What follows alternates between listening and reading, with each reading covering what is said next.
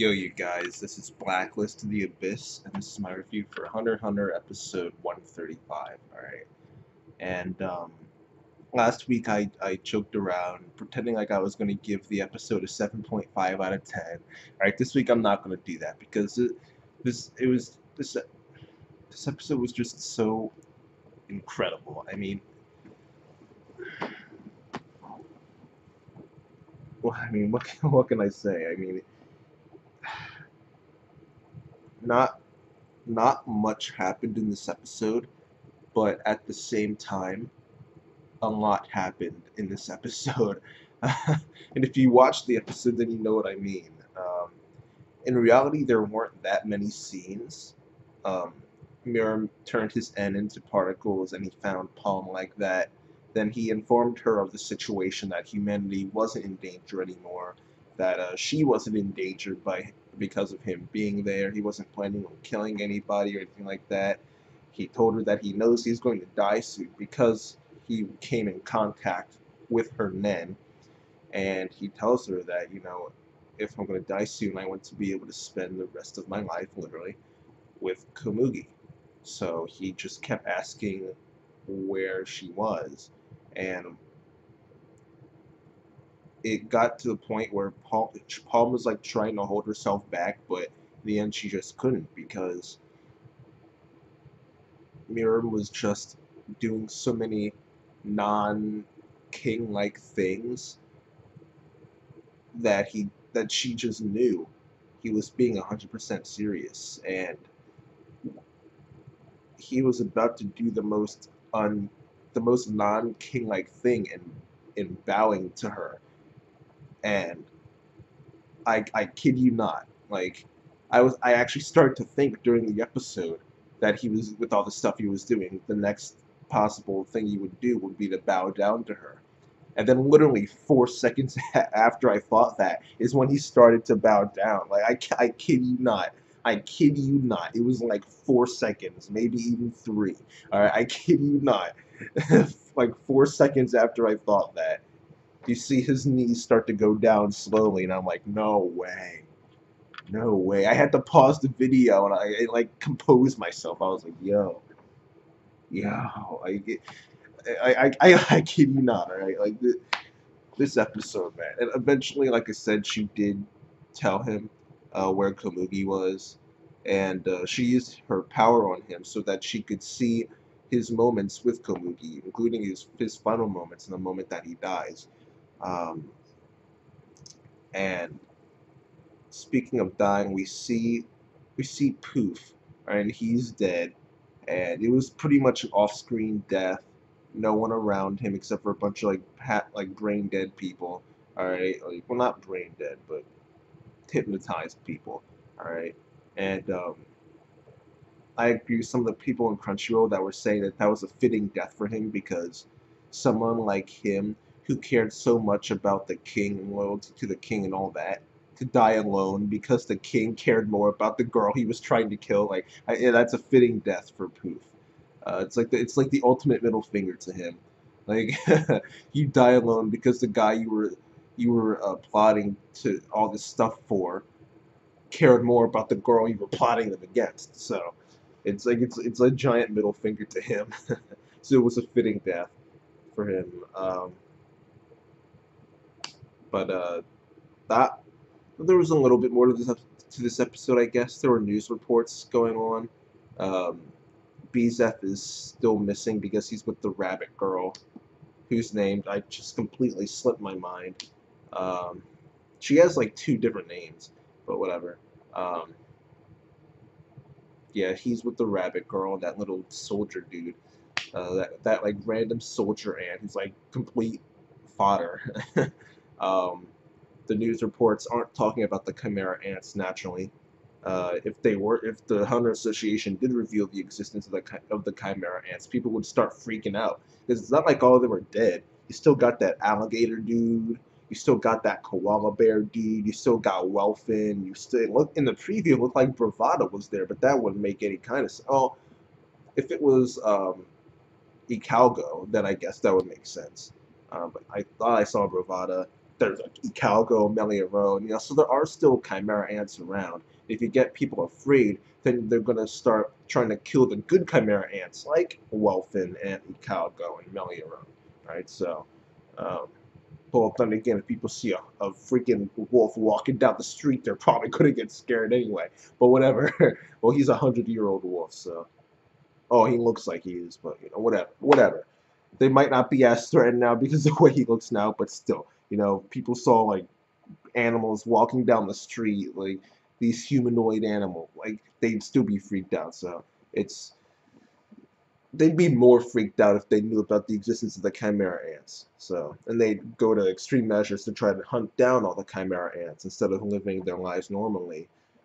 So yeah, naturally, the news reports don't know anything of the news reporters, I should say, don't know anything about the chimera ants.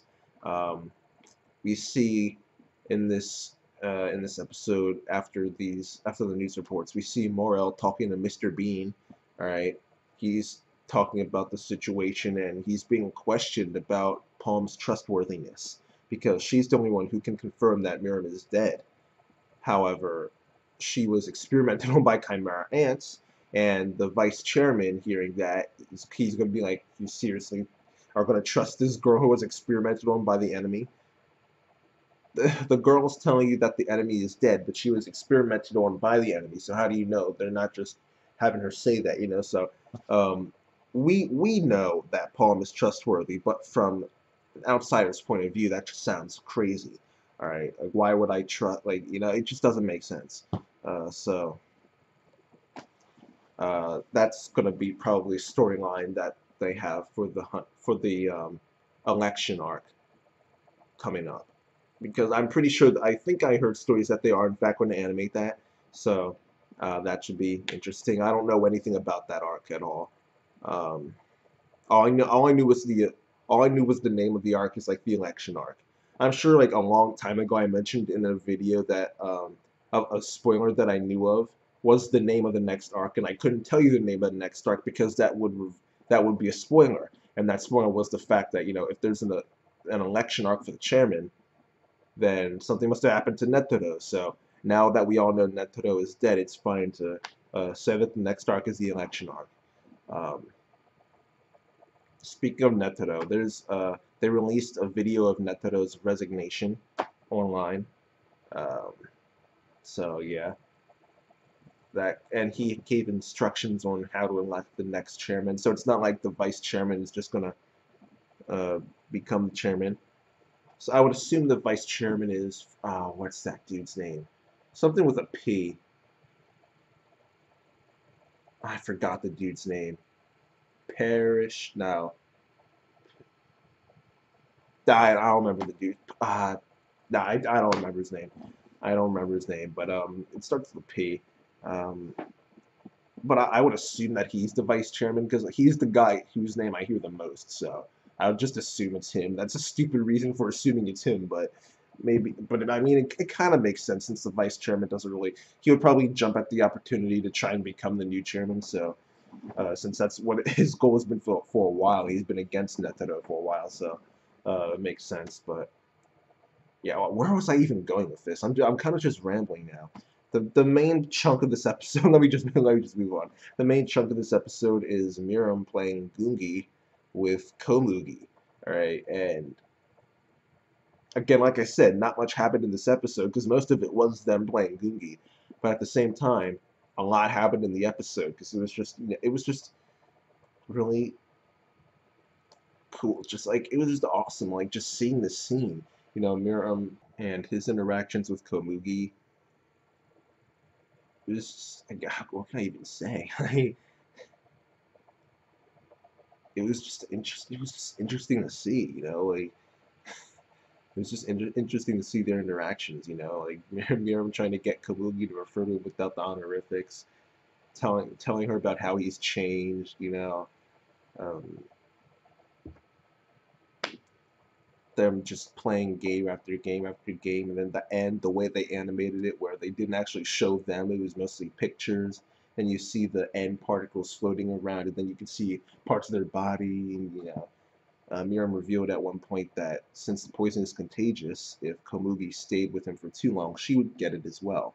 And she decides, I'm going to stay with you, and they just keep playing, and eventually they both die. And it's it's weird to say that someone dying was awesome, but this scene was awesome. The episode was awesome. It was just awesome, incredible.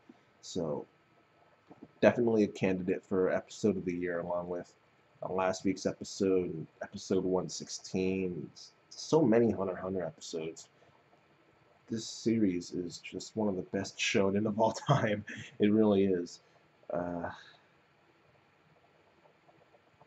People kept telling me, Hunter x Hunter better than the big three, and now I see it. I really do. Like, I saw it in the York, New York, to be honest, but I thought, well, there's still another saga left with the Chimera Ant, so I'll wait to see that. But because the York, New York was the first arc where I legitimately saw like this series can actually be better than the big three, and with this arc, I mean, it's with this saga, it's incredible. Let me stop because I'm just going to be rambling now. This episode obviously gets a 10 out of 10. It was incredible, and yeah, it was incredible. So yeah, this episode gets a 10 out of 10, you guys. Uh, I don't know why Viz hasn't licensed this anime yet. I really don't. They licensed the old anime series, the old Hunter x Hunter series, but they haven't licensed this new one yet. I don't know why.